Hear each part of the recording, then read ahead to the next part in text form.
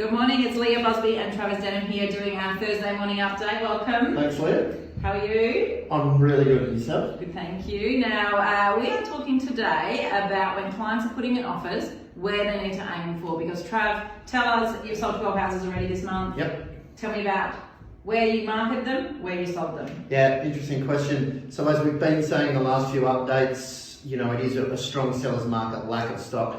8 out of the 12 that I've sold this month have gone above the asking range. So we've set a range of $30,000 range. 8 of 12 have sold up here. So it's great. It's a little bit of hard work for us, and it's hard also because sometimes you get multiple offers above, and you have to tell people to put really strong offers in and break their hearts and whatnot. But just my advice is for anybody out there looking at purchasing a property, don't be surprised if that's what happens, because it is where there's a definite lack of stock on market, and there's a lot of buyers out there competing for those remaining properties. Yeah, and I think certainly from a finance perspective, when we're talking to our clients, we always say let's go on your high numbers, not your low numbers. So you're really confident up here, and if you can get it lower, or you find a house lower, then that's a good thing. But we're seeing the same thing. Our clients are like disappointed because they're like, we missed out by $5,000 or $10,000, and then they can't find something for another couple of weeks or a couple of months. So we are definitely saying at the moment to our clients, go in strong, go in with what you want, make sure you don't miss out, because not all agents actually ring you back to say you want number one, and that's really disappointing to our clients. How do you manage that normally? No, I'm really clear. I say put your offer in, and I'll come back to you before a decision's made. And I can't disclose what another offer is, but I can at least give somebody an opportunity before we make the decision. And that's the feedback I get from a lot of buyers is even if they miss it,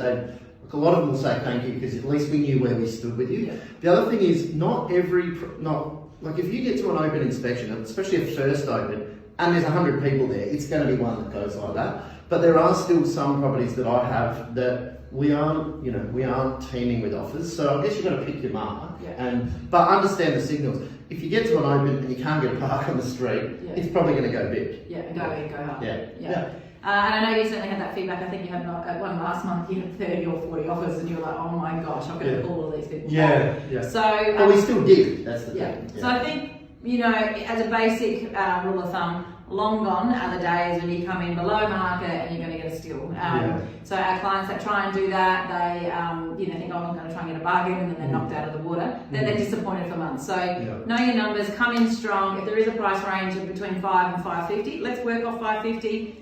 Make your decision of how high you want to go in, and let's go in and get that property from the agent. That's right. Thanks, Trav. Any other hot tips for when they're putting an offer in? What's important to you?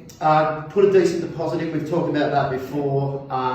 If you've got flexibility around settlement, let that be known, and also give us your broker's details. Because like a lot of times, if Leah's working for Leah won't disclose their personal information, but at least if Leah says no, I'm confident that what they've offered, we will get across the line. That adds to the weight if they're putting in subject to finance. Yeah, and we've certainly found that. We've had 2 clients actually in the last sort of 6 weeks say that they're confident because the agent knew Blackfish. They got the deal done because of that confidence. So we always tell our clients, put an offer in subject to finance. We've got a template that we actually send out to our clients. But copy us in, because then I can write back to the agent, whoever it is across the country, hey Trav, we've got pre-approval, we're good to go, blah, blah, blah. And that just helps us start that communication and just make sure it's a deal getting done. Thank you. Have a good day. Thanks, Leah. All right, guys, have a good day.